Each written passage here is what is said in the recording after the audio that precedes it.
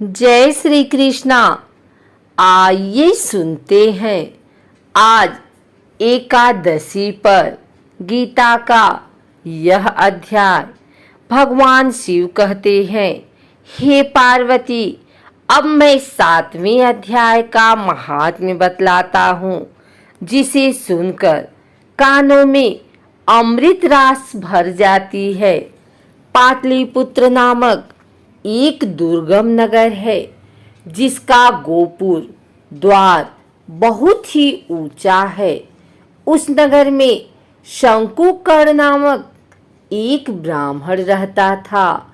उसने वैश्य वृत्ति का आश्रय लेकर बहुत धन कमाया, किंतु न तो कभी पितरों को तर्पण किया और न देवताओं का पूजन ही।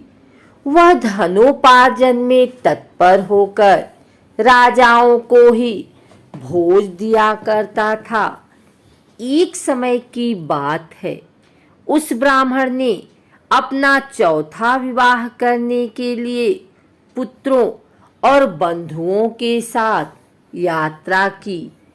मार्ग में आधी रात के समय जब वह सो रहा था, तब एक सर्प ने कहीं से आकर उसकी बाह में काट लिया।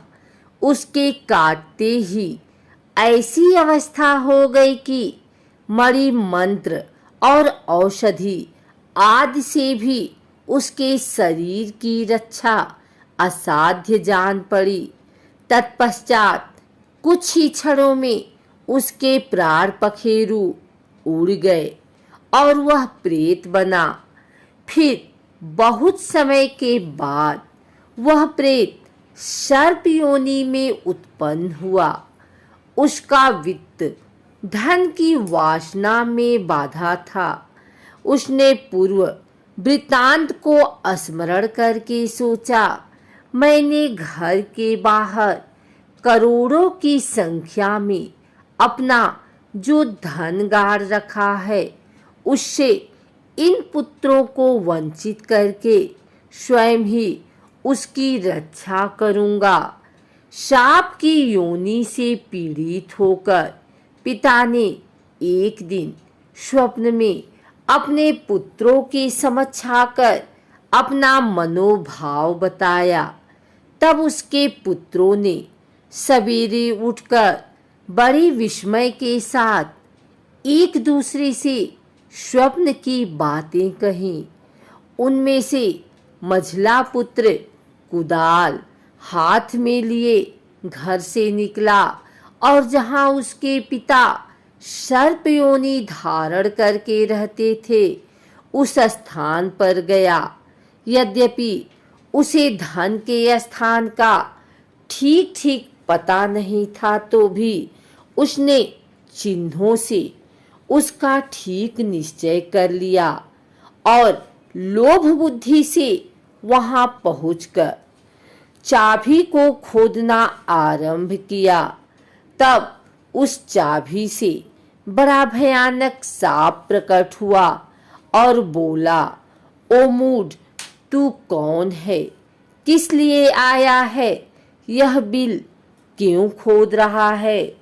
किसने तुझे भेजा है? इस सारी बातें मेरे सामने बता। मैं आपका पुत्र हूँ। मेरा नाम शिव है। मैं रात्रि में देखे हुए स्वप्न से विस्मित होकर यहाँ का स्वर लेने के कौतूहल से आया हूँ। पुत्र की यह वाणी सुन वह सांप हंसता हुआ उच्च स्वर से इस प्रकार स्पष्ट वचन बोला, यदि तू मेरा पुत्र है तो मुझे शीघ्र ही बंधन से मुक्त कर। मैं अपने पूर्व जन्म के गाड़े हुए धन के ही लिए सर्प योनि में उत्पन्न हुआ हूँ।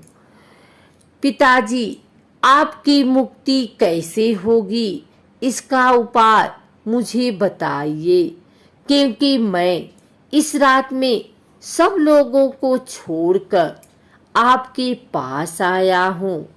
पुत्र ने अपने पिता से कहा, बेटा, गीता के अमृतमय सप्तम अध्याय को छोड़कर मुझे मुक्त करने में तीर्थ, दान, तप और यज्ञ भी सर्वथा समर्थ नहीं है। केवल गीता का 7वां अध्याय ही प्राणियों के जरा, मृत्यु आदि दुखों को दूर करने वाला है। हे पुत्र, मेरे श्राद्ध के दिन गीता के 7वें अध्याय का पाठ करने वाले ब्राह्मण को श्रद्धापूर्वक भोजन कराओ। इससे निःसंदेह मेरी मुक्ति हो जाएगी। हे वत्स, अपनी शक्ति के अनुसार पूर्ण श्रद्धा के साथ निर्वशी और वेद विद्या में प्रवीण अन्य ब्राह्मणों को भी भोजन कराना।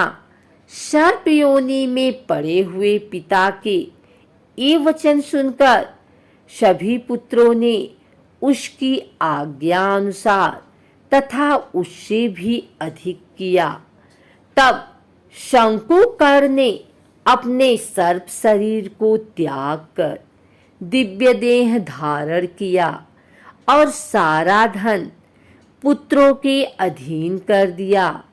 पिता ने करोड़ों की संख्या में जो धन उनमें था वो बांट दिया। उससे वे पुत्र बहुत प्रसन्न हुए। उनकी बुद्धि धर्म में लगी हुई थी, इसलिए उन्होंने बावली, कुआं, पोखरा, यज्ञ तथा देव मंदिर के लिए उस धन का उपयोग किया और अन्नशाला भी बनवाई। तत्पश्चात 7वें अध्याय का सदा जप करते हुए उन्होंने मोक्ष को प्राप्त किया। हे पार्वती, यह तुम्हें 7वें अध्याय का महात्म्य मैंने बतलाया, जिसके श्रवण मात्र से मानव सब पातकों से मुक्त हो जाता है। अगर आपको हमारी वीडियो अच्छी लगी हो तो इसे लाइक करें, कमेंट करें, शेयर करें। हमारे चैनल भक्ति गाथा को सब्सक्राइब करके बेल नोटिफिकेशन ऑल पर सेट कर लें, ताकि आगे आने वाली वीडियो सबसे पहले आप तक पहुंच सके। धन्यवाद।